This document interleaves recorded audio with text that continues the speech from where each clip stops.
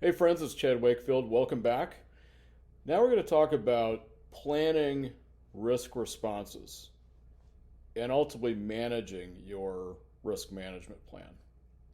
So far, we've talked about identification of risks, doing assessment of those risks, analyzing them to determine their impact on your project and what opportunities are there, what threats are there.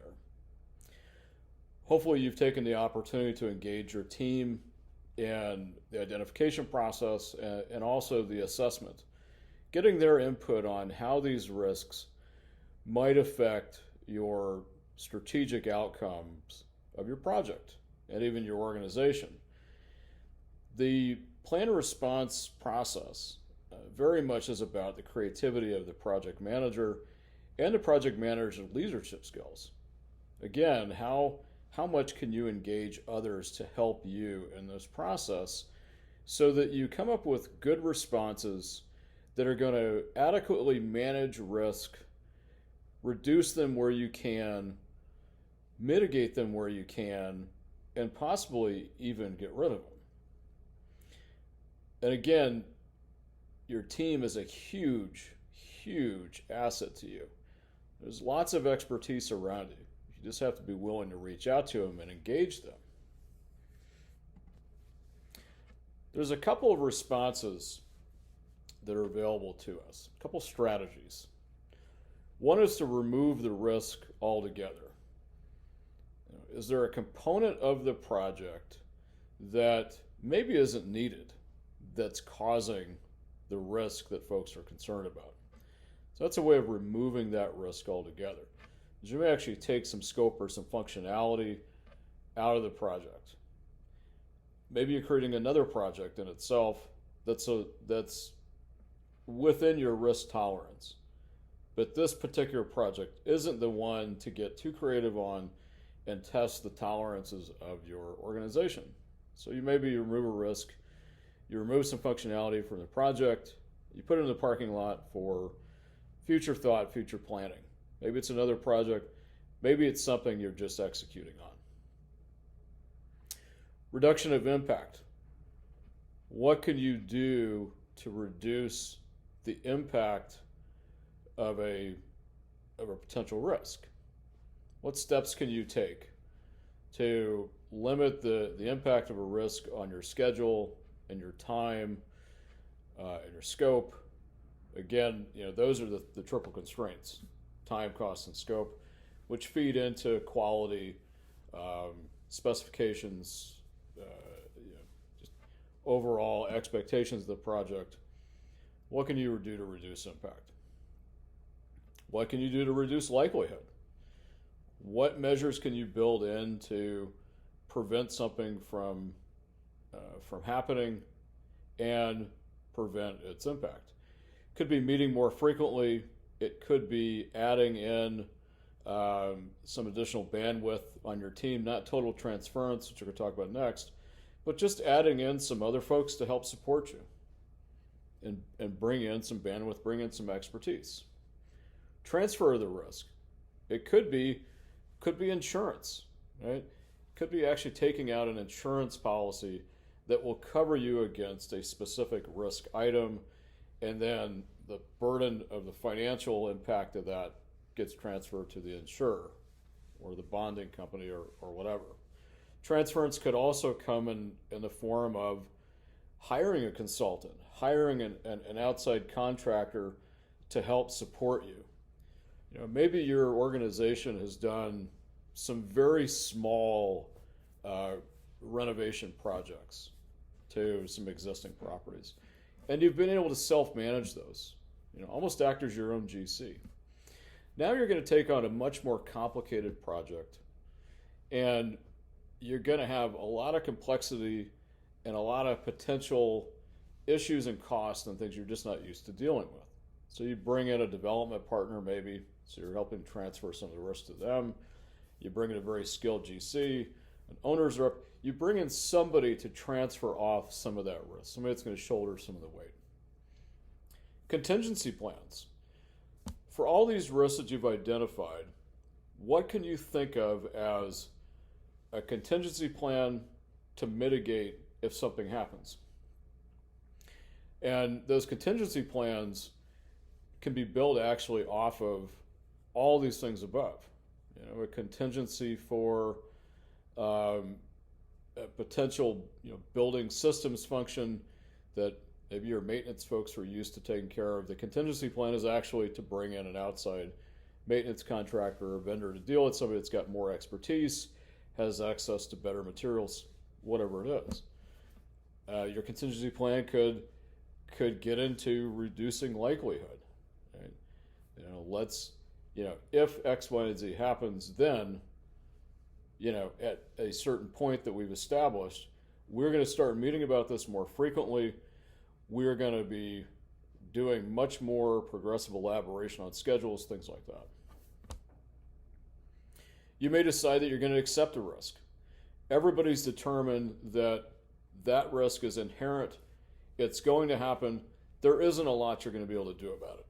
And when it happens, you're just going to have to kind of shoulder it and move forward, kind of knuckle under and get it done. All right? But everybody's on board with that. Everybody knows it's going to happen. And everybody accepts that they're on board with it. That's key. You've got to have buy-in with acceptance, because some things are crucial enough that they could cripple a project, and you got to know that up front. But you've made the decision that you're tolerant enough for that risk to just work through it, to keep moving forward. The last strategy is to escalate.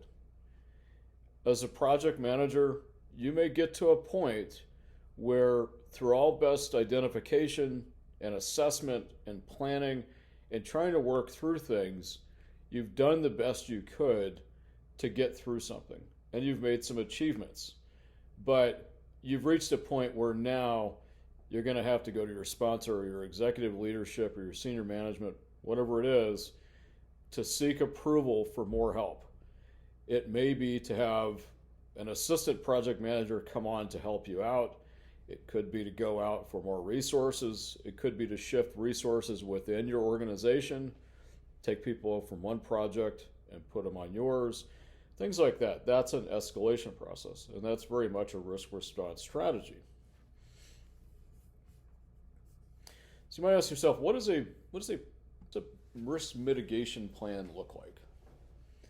Well, what I've done here is I've actually taken a recent project issue that's come up and did actually present a risk in the field, and very much something that just had to be reacted to very quickly as an example of this. So our risk in this case was insufficient delivery of the schedule due to conflicts between contractors. Basically, too many bodies in the building on top of each other was delaying everybody. So construction was delayed, movers were delayed, even property management staff was delayed getting done what they needed to do. So a little bit of the description. Due to the overall schedule delays, construction has doubled its labor force. We have ready floors. We're starting to move Fuchs back to the property, which is great. But the schedule that we had laid out for starting loading furniture and things like that into the building, kind of midday, just wasn't working. The conflict was not reduced, and it actually seems like it's been exacerbated a little bit because there's just even more people in the building. Severity of this is very high. A perpetuation of this is going to just create a bad situation. The schedule conflicts are not going to be reduced. The likelihood that nobody is going to meet their schedule and nobody's going to meet their expectations extremely high in proximity as it's happening right now. Impacts on cost, time, safety, reputation, they're all there. Cost is obvious. The longer something takes, usually the more it costs. It costs in some way or another. Right? It could be higher financing cost. In this case, it's a low-income housing tax credit property. So the cost is to the investor and the developer, and lost tax credits potentially for a certain period of time. Time, obviously, it's just going to take longer. and that's going to start bumping into other commitments that people have, and you start losing subs. That's not a good thing, obviously. Safety. If you have a lot of people working on top of each other in a limited amount of space, you have the potential for somebody to get hurt, even for equipment to be damaged, and tempers. People start getting irritated, and they start getting on each other, and there's conflict that turns into much more aggressive behavior at times. Reputation. All the contractors start to look at each other. They start to point fingers, unfortunately, and each other's professional's reputation takes a beating. The residents start to look like you just don't know what you're doing. You don't know how to manage this well, and they get frustrated with everybody that's involved. And everybody else on the team starts to look at each other almost individually, as if they don't know what they're doing and they can't fix this. So a couple of mitigation strategies. One could be to delay move-ins of residents until the weekends. For the most part, the project has unionized labor, and they work 7 to 3, Monday through Friday kind of schedule. So entirely possible that moves could just be delayed to only happen on Saturdays and Sundays when the building is vacant of contractors. Conflict goes away. The problem with that strategy, though, is it delays things even more. Only having 2 days to work and only having the ability to get a certain amount of folks moved in each day, unless you're just working 24 hours around the clock, which isn't feasible either. The amount of time it would take to get people moved in is 5 weeks versus about 3, and that 3 weeks even has some lag time built in, and only about a third of the units would be able to be placed into service for tax credits in the month of April. So not a great mitigation, but it's still available. That could be the last ditch effort, worst case scenario, and it just has to be that way. Mitigation number 2, and this is actually the one we're going to employ, is to delay the start of load-ins until 3 o'clock in the afternoon. At that point, all the contractors are out of the building.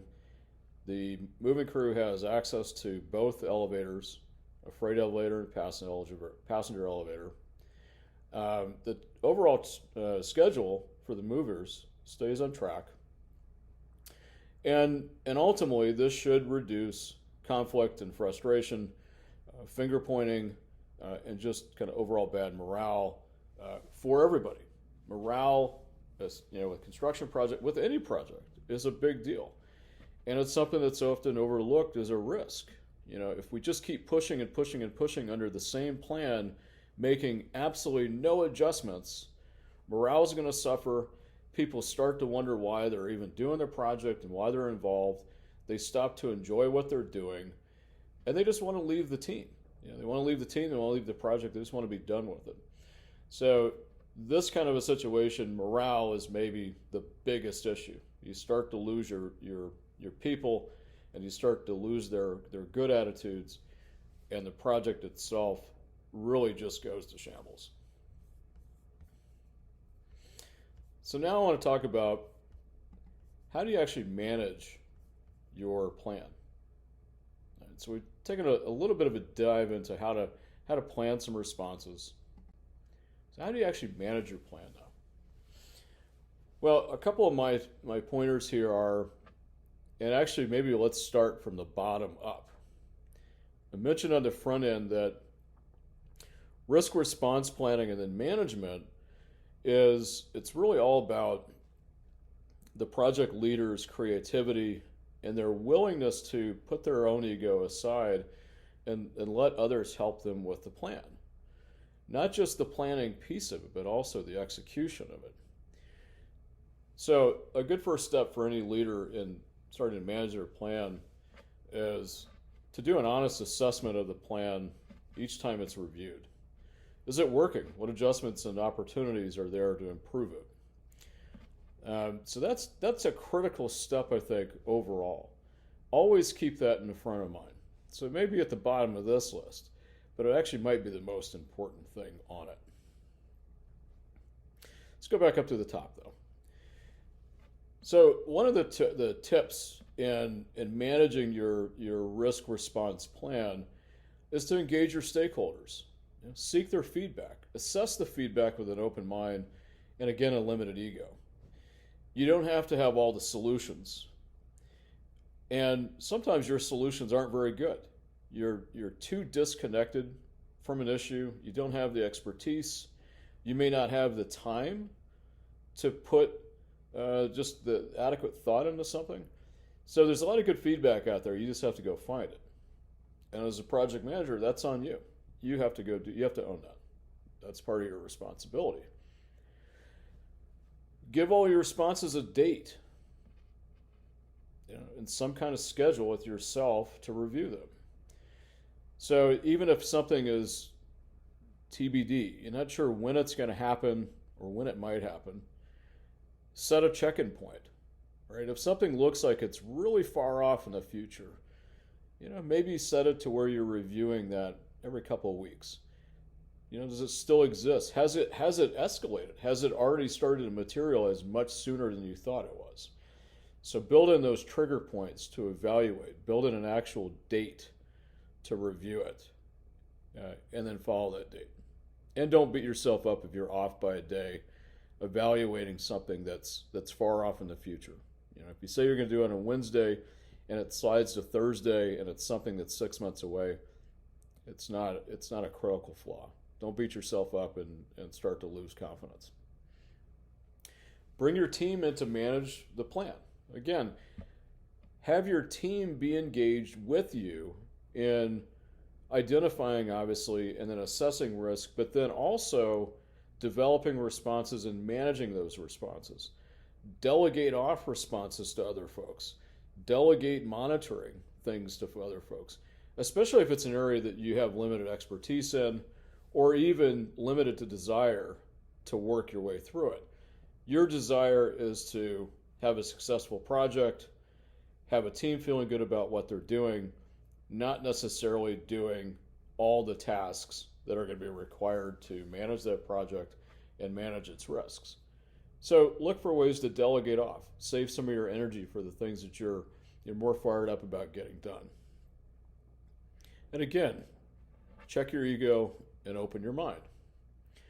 Seek ways to retire risks. Are there ways that you can look at a risk and say, no longer a problem? We have fixed this in some other way. Could have been just an absolute resolution and it's done. Could have been you've combined items in a scope and made it more manageable. Could be you've combined things in your schedule. You've coupled tasks, and it's reduced a risk of people power or brain power or whatever it is. Right. So look for ways to actually retire risks. And again, I want to close with the point of do an honest and open assessment of your plans each time you review them. Plans are meant to be reviewed, and they're meant to be adjusted as you work through the execution of the project. Not talking about all-out replanning every time you visit something, but do an honest assessment of, are things working? Are there adjustments that can be made? Do you need to add different kinds of communications with folks to be more effective at it? Do you need to add in, more check-in triggers? Break things down to where you're not trying to spend a half a day focusing on a risk management plan and an evaluation, every week. You break it down into, 15 minutes over a couple days in that week. Things like that. So do a good, honest assessment. And again, seek input from others. As you're going through this, are there folks in your organization that you can lean on as a mentor or a coach or a guide?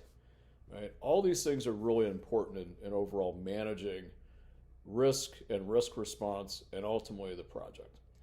I hope this has really helped you. If there's anything I can do to help you out, clarify anything we've talked about here or anything else for that matter, give me a call, 480-435-0623, or send me an email, chad at revivaldevelopmentservices.com.